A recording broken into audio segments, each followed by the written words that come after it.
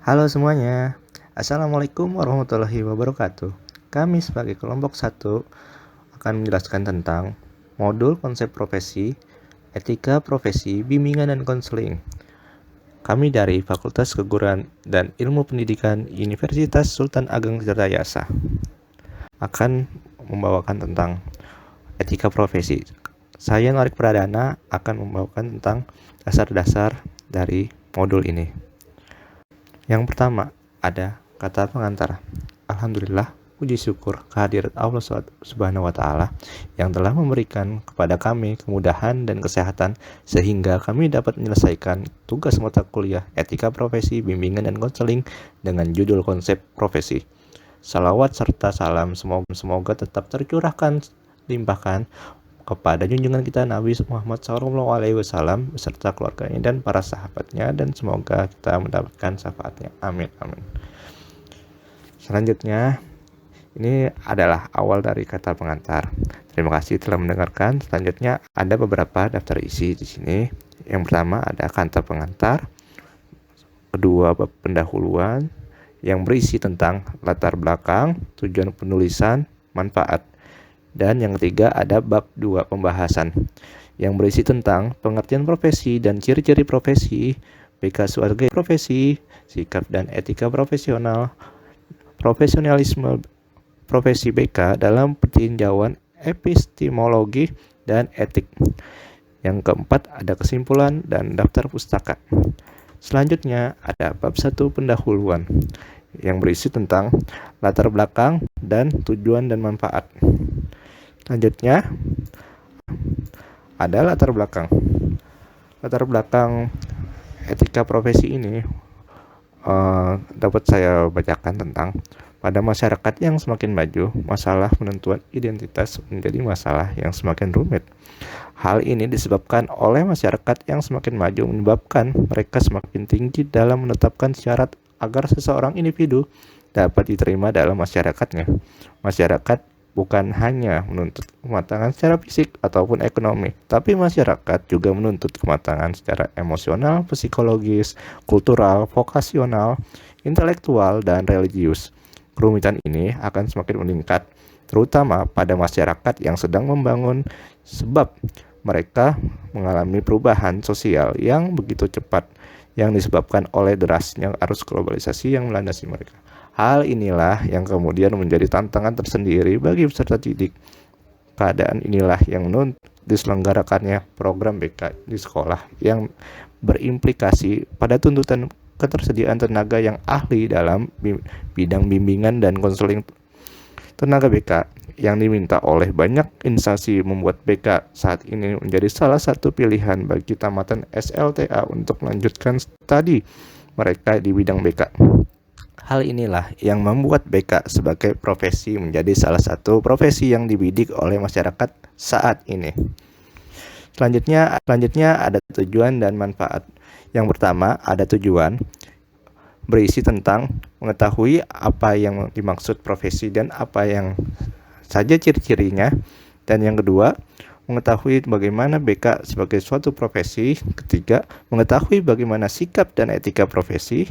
Yang keempat, ada mengetahui bagaimana profesionalisme profesi BK dalam tinjauan epistemologi dan etik. Selanjutnya, ada manfaat dalam modul ini. Modul dapat dimanfaatkan sebagai sumber atau bahan ajar bagi siswa atau mahasiswa. Siswa dapat belajar di sekolah maupun di rumah, sehingga siswa tidak selalu bergantung dengan guru atau dosen. Yang selanjutnya, oke, terima kasih. Sekian dari saya Norik Pradana. Wassalamualaikum warahmatullahi wabarakatuh. Bab 2 pembahasan. Yang pertama ada pengertian dan ciri-ciri suatu profesi. Yang kedua ada BK suatu profesi. Yang ketiga ada sikap dan etika profesional. Yang keempat ada profesionalisme profesi BK dalam tinjauan epistemologi dan etik. Ciri-ciri profesi. Menurut Lieberman, ciri-ciri profesi adalah yang pertama, jabatan tersebut harus merupakan suatu layanan yang khas dan esensial serta dengan jelas dapat dibedakan dari jabatan lain. Yang kedua, untuk pelaksanaannya tidak sekedar diperlukan keterampilan atau skills, tetapi juga kemampuan intelektual. Yang ketiga, diperlukan suatu masa studi dan latihan khusus yang cukup lama. Ketiga, para praktisinya secara individual atau kelompok memiliki otonomi dalam bidangnya. Keempat, tindakan keputusannya dapat diterima oleh para praktisi yang bertanggung jawab. Selanjutnya, layanan tersebut tidak semata-mata untuk kepentingan ekonomi. Dan yang terakhir, memiliki suatu kode etik. Pengertian dari profesi. Menurut Mujahid 2009, mengungkapkan bahwa profesi merupakan suatu pekerjaan yang meminta persiapan spesialisasi yang relatif lama di perguruan tinggi, juga dikuasai oleh suatu kode etik yang khusus. Menurut Hasanah 2012, profesi merupakan suatu pekerjaan yang dilandasi dari sebuah pendidikan keahlian. Keahlian tersebut seperti keterampilan, kejuruan, dan sebagainya. Dan tidak semua pekerjaan disebut dengan profesi, tetapi pekerjaan-pekerjaan tertentu yang dapat disebut suatu profesi.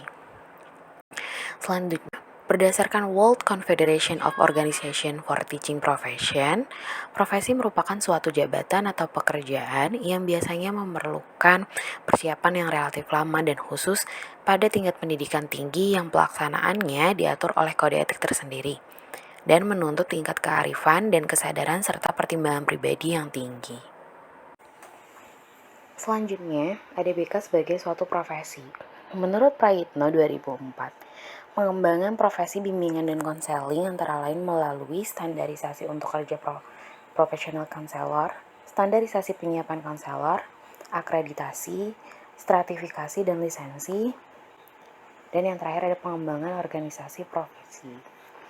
Yang pertama adalah standarisasi unjuk kerja profesional konselor. Di Indonesia memang belum ada rumusan tentang unjuk kerja profesional konselor yang standar. Usaha untuk merintis terwujudnya rumusan tentang unjuk kerja itu telah dilakukan oleh Ikatan 5 Petugas Bimbingan Indonesia (IPBI) pada Konvensi Nasional 7 IPBI di Denpasar, Bali pada tahun 1989. Upaya ini lebih dikonkretkan lagi pada Konvensi Nasional 8 di Padang pada tahun 1991. Selanjutnya yang kedua ada standarisasi penyiapan konselor. Penyiapan konselor itu dilakukan melalui program pendidikan prajabatan, program penyetaraan, ataupun pendidikan dalam jabatan seperti penataran. Khusus tentang penyiapan konselor melalui program pendidikan dalam jabatan yang waktunya cukup lama. Selanjutnya ada akreditasi. Tujuan pokok akreditasi adalah yang pertama untuk menilai bahwa program yang ada memenuhi standar yang ditetapkan oleh profesi. Yang kedua, untuk menegaskan misi dan tujuan program. Selanjutnya untuk menarik calon konselor dan tenaga pengajar yang bermutu tinggi untuk membantu para lulusan memenuhi standar kredensial seperti lisensi. Untuk meningkatkan kemampuan program dan pengakuan terhadap program tersebut. Untuk meningkatkan program dari penampilan dan penutupan. Selanjutnya, untuk membantu mahasiswa yang berpotensi dalam seleksi memakai program pendidikan konselor. Lalu, memungkinkan mahasiswa dan staf mengajar yang berperan serta dalam evaluasi program secara intensif. Lalu, membantu para pemakai lulusan untuk mengetahui program mana yang telah standar. Dan yang terakhir, untuk mendapatkan kepercayaan dari masyarakat pendidikan, masyarakat profesi, dan masyarakat pada umumnya tentang kemantapan pelayanan bimbingan dan konseling. Lalu, selanjutnya ada sertifikasi dan lisensi. Kedua hal tersebut terlebih dahulu disusun dan diberlakukan oleh undang-undang atau peraturan pemerintah, bertujuan untuk menjaga profesionalitas konselor. Sertifikasi merupakan program yang dilaksanakan pemerintah agar seorang konselor dapat bekerja, sedangkan lisensi diperuntukkan apabila bekerja di luar negeri. Dan yang terakhir ada pengembangan organisasi profesi. Menurut Paputungan 2010, ada beberapa hal yang perlu diperhatikan dalam profesi bimbingan dan juga konseling. Yang pertama adalah memahami secara mendalam konseling yang hendak dilayani. menghargai dan menjunjung tinggi nilai-nilai kemanusiaan, individualitas, kebebasan memilih, dan mengedepankan kemaslahatan konseli dalam konteks kemaslahatan umum, menguasai landasan teoritik, bimbingan, dan juga konseling, menguasai esensi pelayanan bimbingan dan konseling dalam jalur, jenjang, dan jenis satuan pendidikan, menguasai konsep dan praktis penelitian bimbingan dan konseling. Selanjutnya menguasai kerangka teori dan praksis bimbingan dan juga konseling. Menyelenggarakan bimbingan dan konseling yang memandirikan, merancang program bimbingan dan konseling, mengimplementasikan program bimbingan dan konseling yang komprehensif, menilai proses dan hasil kegiatan bimbingan dan konseling, mengimplementasikan kolaborasi intern di tempat bekerja, berperan dalam organisasi dan kegiatan profesi bimbingan dan konseling, mengimplementasikan kolaborasi antar profesi. Halo, perkenalkan nama saya Audina Trigustari dengan NIM 22851 90002. Di sini saya akan menjelaskan tentang sikap dan etika profesional. Profesional menunjuk pada dua hal. Pertama, orang yang menyandang suatu profesi, misalnya sebutan dia seseorang profesional. Kedua, penampilan seseorang dalam melakukan pekerjaan yang sesuai dengan profesinya. Dalam pengertian kedua ini, istilah 9 profesional sering dipertentangkan dengan istilah non-profesional atau amatiran.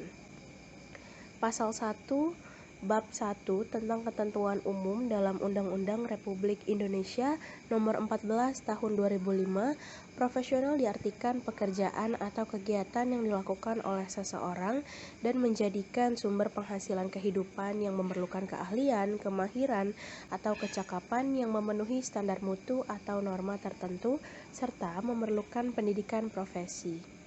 Mohtar Bukhari, ahli pendidikan yang kritis, menyebutkan 3 pilar yang harus melekat pada profesional yang baik pada etos kerjanya.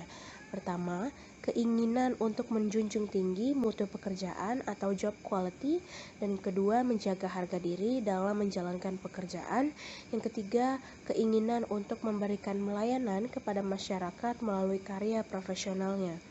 3 karakteristik ini merupakan etos kerja yang harus melekat pada setiap pekerjaan yang profesional. Profesionalisme profesi BK dalam tinjauan epistemologi dan etik.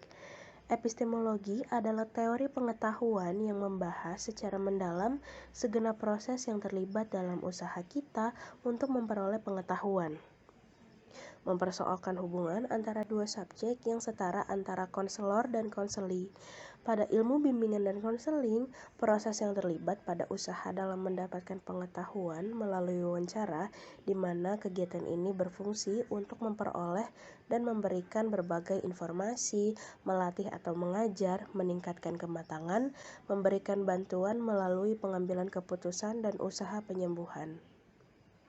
Konselor berusaha mengurangi jarak antara dirinya dengan konseli.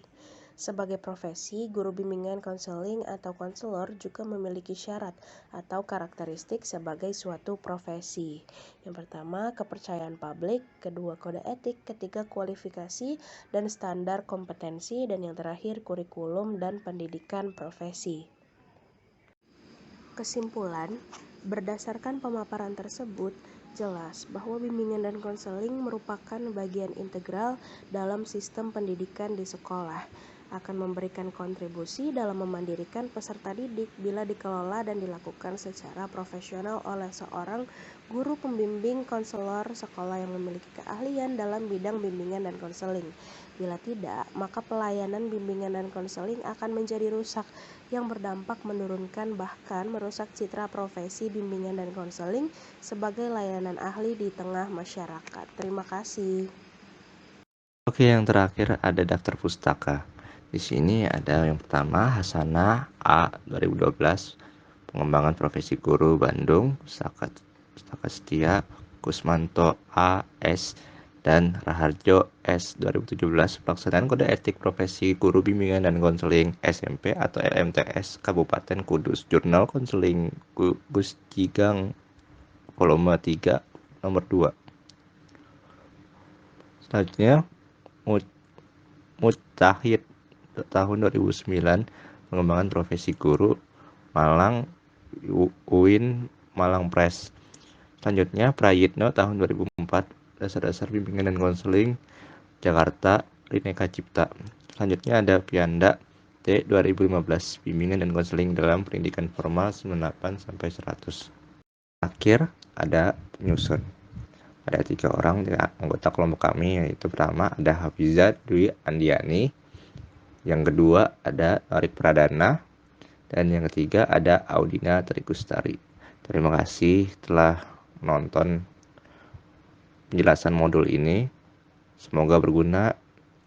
Wabillahi fisabilil haq wasabiqul khairat. Wassalamualaikum warahmatullahi wabarakatuh. Salam bimbingan konseling.